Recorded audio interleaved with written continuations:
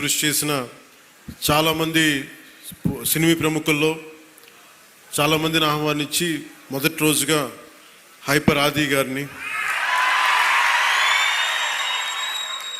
తన మాట బాగుంటుంది కదా, అందరూ కామెడీ హ్యూమర్ అనుకుంటారు, మాట చాలా విట్టు ఉంటుంది. అలాంటి హైపర్ ఆది గారు ఇక్కడ విచ్చేసినందుకు మనస్ఫూర్తిగా వారికి నా హృదయపూర్వక నమస్కారాలు, ధన్యవాదాలు. అలాగే సాగర్ జనసేన ఇన్ఛార్జ్, కరీంనగర్ ఇన్ఛార్జ్, ప్రత్యేకించి వాళ్ళందరినీ మనకి టీవీ మాధ్యమాలతో వారికి సీరియల్స్ ద్వారా వారు ఆర్కే నాయుడుగా మన ఈ మధ్య సినిమా కూడా చేశాం. ఆయన అసలు పేరు సాగర్ అయినప్పటికీ కూడా ఆయన వేసిన క్యారెక్టర్ ఆర్కే నాయుడుగానే ఆయన ప్రసిద్ధి చెందారు. మనస్ఫూర్తిగా వారికి ప్రత్యేకించి తెలంగాణ నుంచి మీరు మనస్ఫూర్తిగా ఇక్కడికి వచ్చినందుకు నా హృదయపూర్వక ధన్యవాదాలు. తెలంగాణకి ఆంధ్ర ప్రాంత ప్రేమను తీసుకెళ్ళండి. తెలంగాణ సోదరులకి సోదరీమణులకి మనస్ఫూర్తిగా గోదావరి జిల్లాలోకి వచ్చి మన ఆతిథ్యం స్వీకరించమని మనస్ఫూర్తిగా మీరు తెలియజేయండి. ఏదైనా కూలగొట్టేయడం చెడగొట్టేయడం చాలా తేలికమ్మా. ఒక పండగ చూస్తామంటే ఏం మాట్లాడాలనుకుంటామంటే, ఓ పిడికిడు గింజలు పండించడం చాలా కష్టమైన పని. అదే పిడికిడికి ఒక చేతికి వచ్చిన పంటని నేల రాసేయడం చాలా తేలిక. ఒక అలయన్స్ని నిర్మించడం చాలా కష్టం. అందరినీ ఏకతాటి పైన తీసుకురావడం చాలా కష్టం. కేంద్ర నాయకత్వం దగ్గర నుంచి రాష్ట్ర నాయకత్వం ఎంత కష్టపడి పట్టుకెళ్తుంటే దాన్ని చెడగొట్టడం చాలా తేలిక, చాలా తేలిక. సంక్రాంతి మనం చెప్తుంది ఏంటంటే, ఒక చేతికి ఒక కష్టపడి సంవత్సరం ఒక 6 నెలలు కష్టపడి 4 నెలలు కష్టపడి పంట చేతికి వస్తే ఆనందం తాలూకు నిదర్శనమే సంక్రాంతి పండగ. మనకి ధాన్యం వచ్చింది, ధాన్యం అమ్మగా డబ్బులు వచ్చినాయి. ఈ రోజున మన హరిదాసులు కానీ ఇంతమంది జానపద కళాకారులకు కానీ మనం ఎందుకు ఇస్తాము ఇవన్నీ అంటే, మా దగ్గర అబండెన్స్ ఉంది, మాకు ఒక 10 బస్తాల పంట ఉంటే మేము 2 బస్తాలు పంచుతామని చెప్పడానికి. అది సంక్రాంతి తాలూకు నిదర్శనం. అంటే అలాగా మీరు ఇందాక మంత్రివర్యులు నారాయణ గారు చెప్తా ఉన్నారు, ఇంకా ప్రపంచంలో ఏ నియోజకవర్గం ఇంకెక్కడా రాదు అండ్ ఏది జరుగు, ఇక్కడ కొబ్బరాకు పడ్డా కానీ పిఠాపురంలో చాలా దారుణం జరిగిపోయింది. ఒక తాటాకు, అక్కడ ఉన్న తాటాకు ఊడి పడిపోతే అమ్మా చాలా దారుణం జరిగిపోయింది.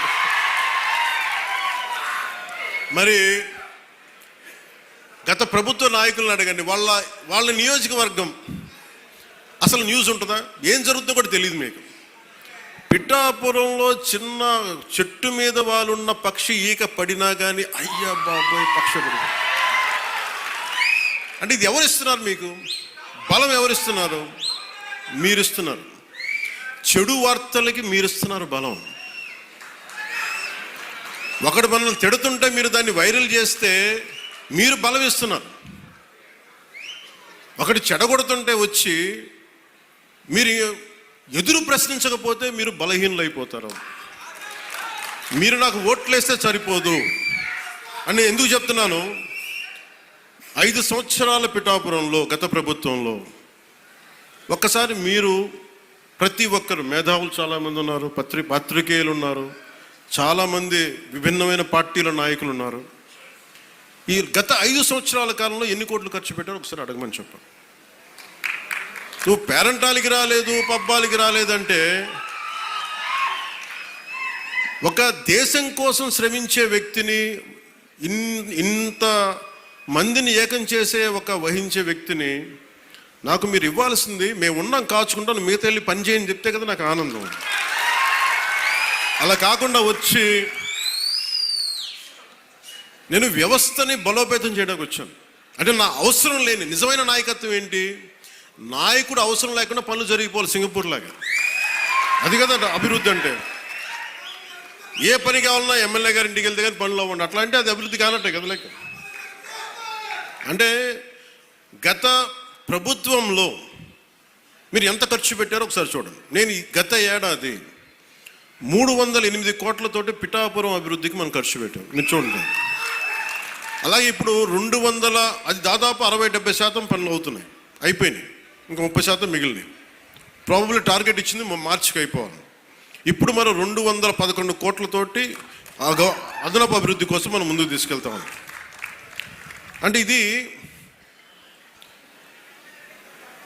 26 కోట్లతోటి ప్రారంభమైనవి, మన పని పూర్తయినవి, ప్రారంభోత్సవాలు చేశాం. మీరు అడగాల్సింది గత ప్రభుత్వ నాయకులను వచ్చి, వాళ్ళు వారి పాలనలో ఏం చేశారని అడగండి. వాళ్ళు తిమ్మేశారు అని చెప్పి నేను ఏం చెప్పాను, నా దగ్గర ఛానల్స్ లేవు. నేను లాస్ట్ టైం చెప్పాను, ఎలక్షన్ టైంలో 2016-17 టైం నుంచి మొన్న దాకా ఏం చెప్పాను, ఛానల్స్ లేవు. మీరే నా గళం, నా జన సైనికులకి, మా వీర మహిళలకి చెప్పాను. మీరే నా బలం. నాయకులకు ఒకసారి ఇష్టపడి రావచ్చు, ఒకసారి ఇష్టపడి వెళ్ళిపోవచ్చు, కానీ నా గుండెల్లో ఉన్నది మీరు నిరంతరంగా నాతో ఉంటారు, నాకు తెలిసిన. ఇది మీరు బయట నుంచి వచ్చి దేనికి పడినా సరే, ఒక స్కూల్లో 2 చిన్నపిల్లలు కొట్టుకున్నా దాన్ని మీరు గొడవ చేసేద్దాం అనుకుంటే నేను ఏం చెప్పను దానికి. మీరు అక్కడ పులివెందులు అక్కడ వాళ్ళ సొంత బాబాయ్ గారిని చంపినా కానీ అది న్యూస్ కాదు.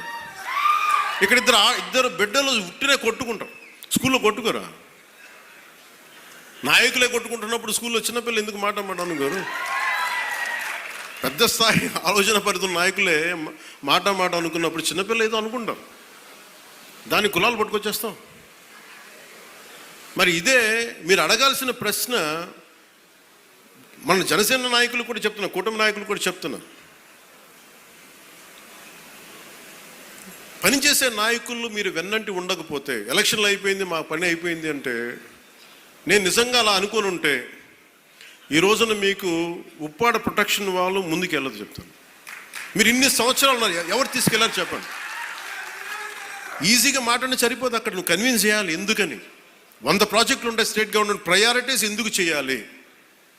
ఇలాంటి 1053 కిలోమీటర్లు ఆంధ్రప్రదేశ్ మొత్తం ఉంటే, అలాంటిది మొత్తం గుజరాత్ నుంచి అన్ని తీర ప్రాంతాలు, బెంగాల్ అన్ని తీర ప్రాంతాలు, తమిళనాడు, కేరళ ఉంటే ఇలాంటి సముద్రపు కోత గురవుతూనే ఉంటాయి.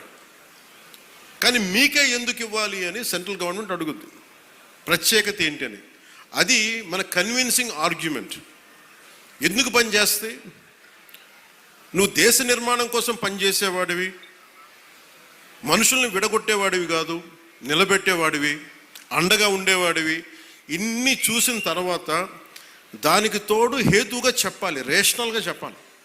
ఎందుకు ఇది చేస్తున్నాం అంటే దానికి వాళ్ళు ఆలోచించి, లేదు ఇవన్నీ బాగున్నాయని చెప్తారు. ఇంత కష్టం ఒకటి అచీవ్ చేయటం. 1 కోటి రూపాయలు మీరు చాలాసేపు ఈ మధ్యన చూస్తున్నారు. డోలీ ప్రాంతాల్లో పిఎం జన్మన్ పథకం కింద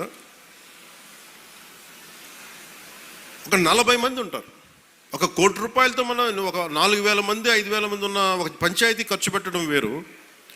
కేవలం 40 మంది ఉండే ఒక ట్రైబల్ పంచాయతీ ట్రైబల్ గ్రామానికి, ఒక చిన్న కుగ్రామానికి పెట్టడం చాలా కష్టం. దానికి ప్రత్యేకించి మన జేబులో డబ్బులు ఇట్లా కేంద్రం తాలూకు పాలసీ ఉంది, పథకం ఉంది, దానిని పెద్ద మనసుతో ఖర్చు పెట్టాలంతే. నేను చేస్తుంది అదే, కుంచుకుపోవట్లా, పెద్ద మనసుతో చేస్తున్నాం.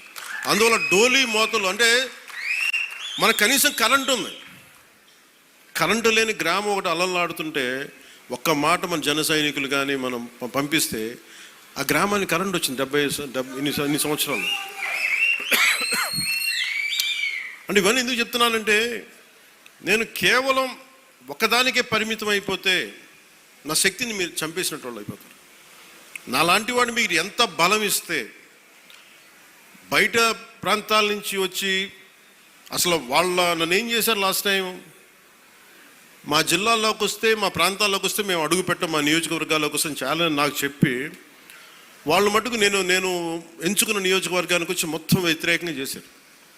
వాళ్ళ ఏరియాలోకి వెళ్ళకూడదట, వాళ్ళ నియోజకవర్గాల్లోకి వెళ్ళకూడదు, కానీ మనం పనిచేస్తున్న నియోజకవర్గాలకు వచ్చి ఏదైనా కలగచ్చు. అంటే వాళ్ళకి అర్థం కాదు ఏంటంటే నేను సన్నగా కనిపిస్తానో మెత్తగా కనిపిస్తానో అది తెలియదు, కానీ నా గట్టిదనం వాళ్ళకి తెలియదు అండి. అంటే మీరు మొండి పట్టు పడితే, మీరు గొడవ పెట్టుకోవాలనుకుంటే నేను సంసిద్ధంగా ఉన్నాను, ఎప్పుడైనా గొడవ పెట్టుకున్నాను. దానికి నా దగ్గర కొదవ లేదు, ఆ శక్తి కొదవ లేదు. కానీ ఏంటంటే యుద్ధం ఎందుకు భరిస్తాడు? ఎవడైనా తిడతా ఉంటే బలం ఉన్నోడు భరిస్తాడు, బలహీనుడే ఎదురు తిరుగుతాడు. నేను ఎప్పుడన్నా సరే నా వ్యక్తిగతంగా నేను ఎప్పుడు గొడవ పెట్టుకున్నాను. వ్యవస్థ కోసం ఇబ్బందులు అయినప్పుడు నాకేంటి, గత ప్రభుత్వం అద్భుతంగా పనిచేస్తే నాకు ఎందుకు అవసరం ఏముంది? అసలు పాలిటిక్స్ రావాల్సిన అవసరమే లేదు. ఉదాహరణకి నల్గొండ లాంటి ప్రాంతంలో ఫ్లోరోసిస్తో బాధపడతా ఉంటే కృష్ణానది నీళ్ళు హైదరాబాద్ దాకా వెళ్తున్నాయి, కానీ ఆ దారి వెంబడి వస్తున్న నల్గొండలో నీళ్ళు చాలా సంవత్సరాలు లేవు, ఈ మధ్యన వచ్చినాయి. అక్కడ మనుషులు ఈ మన ఫ్లోరోసిస్ తోటి చిన్న బిడ్డలు వంగిపోయి మంచానికి ఉంటే అది బాధ కలుగుతారు. ప్రభుత్వాలు ఏం చేయట్లేదు. అలాంటి అనేకమైన సంఘటనలు కోకొల్లలుగా జరిగితే అది నాకు బాధ్యతని పెంచి రాజకీయాల్లో మనం ఏదైనా చేద్దాం, ప్రయత్నం చేద్దాం. ఓడిపోవచ్చు గెలవచ్చు కానీ ప్రయత్నమే చేయకపోతే తప్పు కదా. అలాంటి సందర్భంలో నేను వచ్చాను పాలిటిక్స్కి. అలాంటిది నేను కింద పడ్డాను. ఇందాక మనోహర్ గారు మాట్లాడుతున్నారు, పుష్కర కాలం దాటింది నేను వచ్చి పాలిటిక్స్. 14 సంవత్సరాల పైన ఎవరు తీసుకుంటారు? నాకు రాజకీయాలు, నాకు డబ్బు సంపాదనకి, నాకు డబ్బు సంపాదన, నేను బిగ్ యాక్టర్. నేను నెంబర్ 1 యాక్టర్ని కాదేమో, కానీ నా స్థాయిలో నేను బాగా డబ్బులు సంపాదించగలిగే యాక్టర్ని. ఓడిపోయినా కానీ, సినిమా ఫ్లాప్ అయినా కానీ డబ్బులు చేసుకునే కెపాసిటీ ఉంది నా సినిమాలకి. అది మీ అందరి అభిమానం, ప్రేమ వల్ల. మరి అలాంటి నేను ఎందుకు రావాలి రాజకీయాల్లో కంటే అది నా ఆవేదన, నా బాధ్యత. పాలిటిక్స్ నా బాధ్యత. అంటే ఎంతసేపు ధాన్యం పండించి దోచేసుకోవడం తప్ప తిరిగి ఇద్దామని గుణం లేకపోతే ఏమవుతుంది? అందుకని నేను ఏం నమ్ముతానంటే ఎంతో కొంత తిరిగి ఇవ్వాలి సమాజానికి. ఆ ప్రిన్సిపల్ నన్ను తీసుకొచ్చింది. అలాంటి నేను కోరుకుంటుంది మన సంక్రాంతి ఒక కొత్త సంక్రాంతి అవ్వాలి మన పీఠికప్పుడు. ఇది మీరందరూ నా కుటుంబ సభ్యులు, మీకు ఆనందం ఇవ్వడమే నా పని. ఆనందం ఇవ్వడం అంటే మళ్ళీ ఇంటికి వచ్చి డ్యాన్స్ చేయమనేరా? అంటే మీరు బలం అవ్వడానికి నేను చేదోడు వాదోడు అవుతాను. అలాగే మా ఇంటికి వచ్చే పేరెంటాలకు వచ్చే ఎన్ని పేరెంటాలు వస్తే పని వాళ్ళు చేస్తారు, పనులు కూడా చేయాలి కదా. అలాగే సంక్రాంతికి నాకేమనిపించిందంటే పీఠికాపురం పర్మనెంట్గా ఒక సంక్రాంతి ఉత్సవాలకి పండగ కావాలి. అంటే ఇది సంక్రాంతి, ఓణం ఎట్లా ఉంటుందంటే మాది కూడా మన హార్వెస్ట్ ఫెస్టివల్ మన కేరళలో.